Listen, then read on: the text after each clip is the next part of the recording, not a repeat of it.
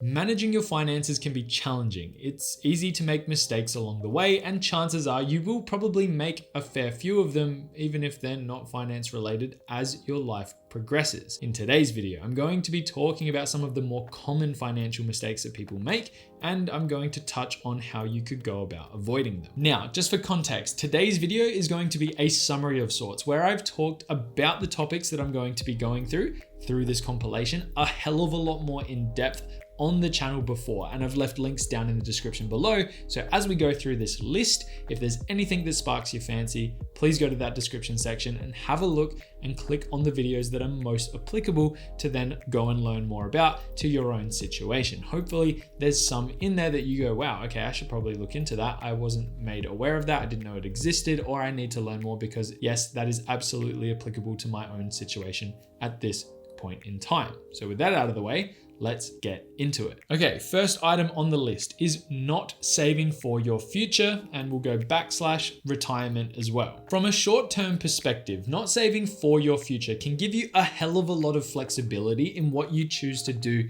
in the moment. In these situations, people choose to use their money instead of saving for their future or retirement by doing things like paying down debt, investing in other asset classes potentially, and like I said just a moment ago, choosing to live in the moment, not really having restrictions on what they choose to do, whether it be holidaying, spending, or just renovating the house that they might be living in, just to name a few of the more common examples. However, there are some significant downsides that definitely need to be taken into consideration, and it's why it's the first item on my list today, and it's why a bigger discussion surrounding this topic should absolutely be had, and then you should have an understanding or at least grasp the concept of what I'm about to talk about to ensure that you are considering the best options for yourself now as well as in your future. One of the biggest disadvantages, and I think it's pretty obvious most people would come to this conclusion, is that if you don't save for your future, you might not have enough money to live out the future that you want to live. The cost of living tends to increase over time. So if you don't have a healthy savings account, when you start to reach the age where you might need to start dipping into it, you may struggle to keep up with those additional costs. This could result in you having to work longer than you might want to, or you might need to make significant lifestyle changes to make ends meet. I actually know several people who are currently kind of in this hard place where they have to, the word is have to, continue to work well past the age of retirement. They don't have a choice to just retire to continue living the lifestyle that they want to. They need to earn income in order to meet that lifestyle. Another massive disadvantage of not saving for your future is that you may potentially miss out on the benefits of compound interest. When you save for retirement, you are giving yourself the opportunity for your money to grow over a prolonged period of time. And as you add to that over the years, it will only continue to grow larger as well, hopefully leaving you with a really healthy nest egg when you reach that ripe age of, hey, I'm ready to retire. This is what the superannuation scheme here in Australia aims to achieve, and it's very similar to the 401k in the United States, just as two very common examples where you are paid by your employer a specific amount of money based on your income, and that cannot be touched until you reach a certain age. It's basically like forced savings. It's got some positives and negatives to it, absolutely. But for the greater majority of people who don't manage their finances very well, this absolutely is a great incentive to at least give them something when they reach that retirement age eventually. Now, just quickly referring back to my unfortunate friends who are still having to work well past the age of retirement as well, something that I wanted to mention is that out of these schemes, they are now actually dipping into their superannuation to pay off debt, such as mortgage debt, just as one very common example where that kind of wasn't the intent of the scheme. The scheme was not supposed to be a large debt payoff at a later period in time in your life. The idea behind the schemes like superannuation is for you to be able to live off that money without having to rely on something like a government pension. That's probably enough of me going into the specifics for this one. Overall, the decision to save for your future is a personal one outside of the mandatory schemes set up by our governments. If you are unsure about how to save for your future, it might be a good idea to do a deeper dive into the topic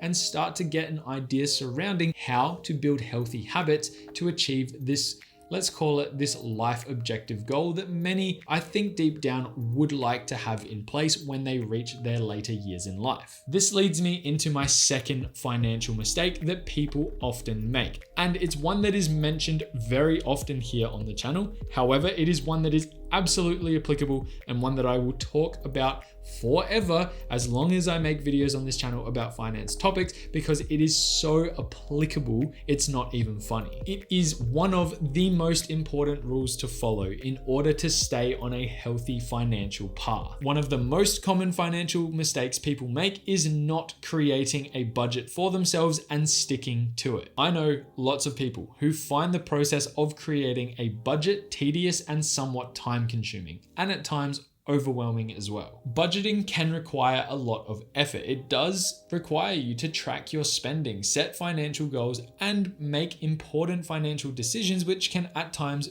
often be difficult to make, especially if you're young and don't really know where your life is going to be taking you in the future. And I've also found that it can be especially challenging to those who don't normally manage their money in an active way. For someone to make a big lifestyle change, to start following specific rules with their take-home pay and allocating money to, let's call them buckets, just as a very simple example that's used very commonly in budgeting, I can definitely understand how this could be very overwhelming, or a big lifestyle change potentially that is going to take a lot of practice and effort to get right. Moving on now, another reason that I see lots of people avoiding creating budgets is that I've actually had people tell me point blank that they don't see the value in doing it. Some people feel that they are unnecessary and that they can manage their money just fine without one. In my opinion, in these circumstances, often people don't fully understand or grasp the benefits of doing this. And I think that it's something that actually is detrimental to people's finances if they don't have that full scope of where their money is going, how it's moving, what they're spending on, what they're overspending on.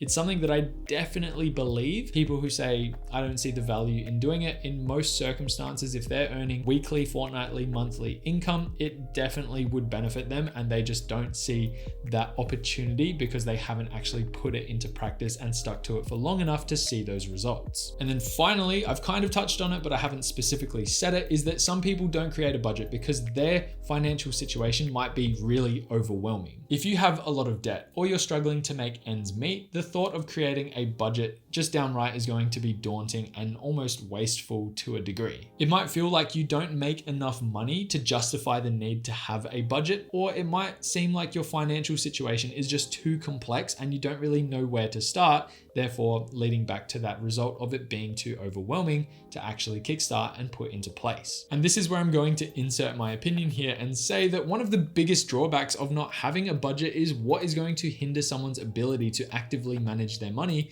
and to achieve their long-term financial goals. At some point in time, by not having a budget, you will lose track of your spending and you will probably detriment yourself in a way that you might not have intended to from a financial point of view. It also makes it incredibly difficult to make informed and accurate financial decisions, which kind of summate to the word being smart financial decisions. It makes it really hard to do that without understanding the flow of where your money is going out and where it is coming in. Just as one very simple example, you might not realize how much money you're spending on unnecessary discretionary items, such as eating out or entertainment, which might make it really hard to save money for future financial goals. One very common one here within Australia that almost everyone at some point goes through that battle is buying a house. The overarching concept here is not having one will generally lead you into a stressful situation when it comes to your finances, because at some point you might reach what's known as a breaking point or a high stress period where things like interest rates are very high. You need to adjust your spending and lifestyle, and you don't know where you're going to take that money from because you don't have the overall view of what your money is doing, being where it's going in terms of spending on everything, bills and just lifestyle, versus where it's coming in from, being income and passive income sources. Moving on now to the outcome of the previous two combined. Usually the output of having a healthy budget as well as some type of savings for the future will leave you with a safety net and the ability to grow it over time. The common financial mistake here is not having an emergency fund. One of the biggest reasons why people don't do this, and it's really quite frustrating, is that they really don't grasp the importance of having one. They may not realize that an emergency fund can provide a financial cushion in times of hardship or in times of unexpected expenses, such as car repairs or medical bills, as two very common examples that even I myself have been caught out with in the past. Without having an understanding of what the benefits of an emergency fund are, it can be easy to ignore the need to save for one. And that's where people get caught out. It's when they're potentially at their most vulnerable if they don't have one, but get hit with these unexpected expenses or costs that they might not have money set aside to be able to pay for. Now, for some, I'm aware that people may be living paycheck to paycheck, or their financial situation may not allow them to save excess money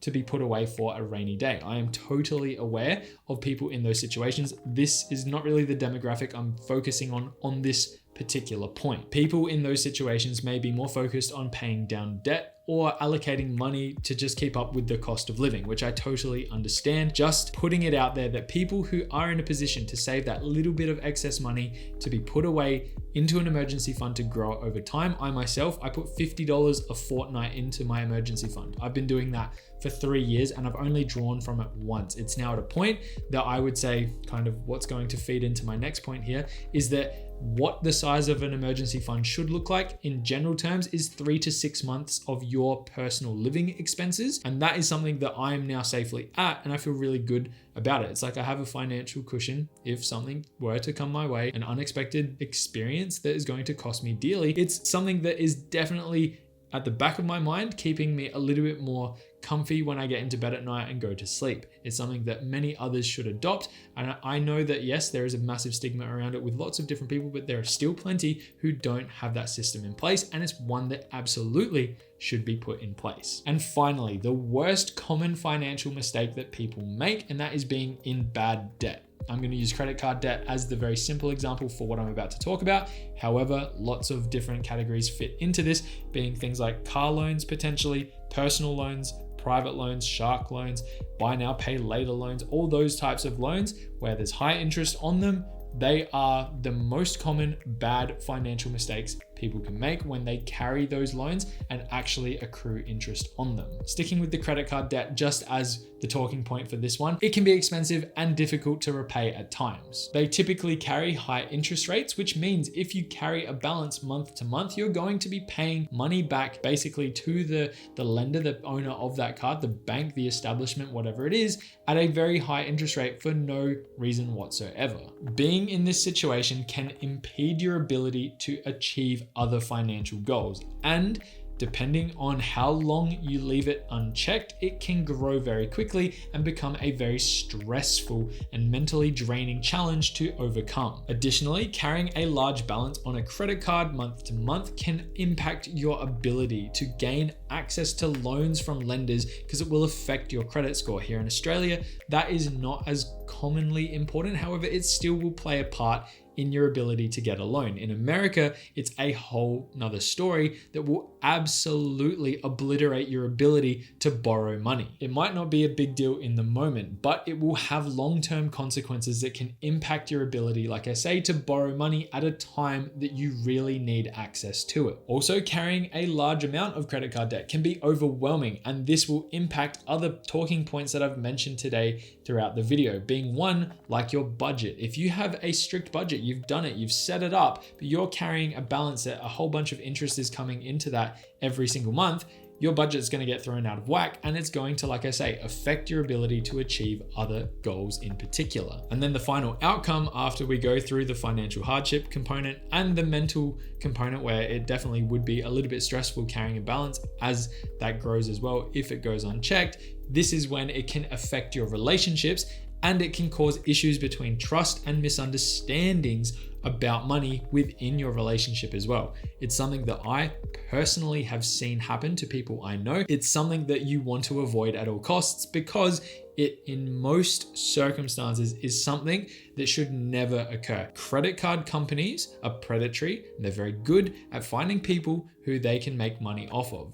I, in particular, have never ever had to pay interest on a credit card because I make sure that what I spend, I have the money to pay that credit card off immediately before I spend it. Whereas lots of other people, they're financially illiterate. They're not up to scratch with what they should be doing with one of these cards, and it's pretty easy to be irresponsible with them. They treat it as free money and then eventually get caught down the road. Be aware of this financial mistake and don't become a statistic like many others do. Like I said at the very beginning of today's video, managing your finances can be a challenge. However, with a little bit of knowledge and effort, you can absolutely put in place good practices to achieve your financial goals and build a healthy and solid financial future for yourself and your family. By creating a budget, saving for your future, having an emergency fund in place, and avoiding what's known as bad debt, you will give yourself the best opportunity to reach a level of financial independence that lets you live your life exactly how you want to live it.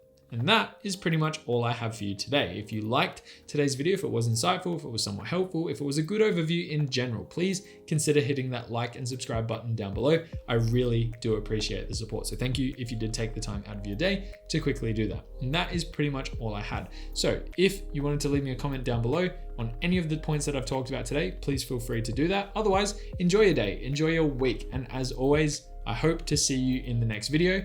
Bye for now.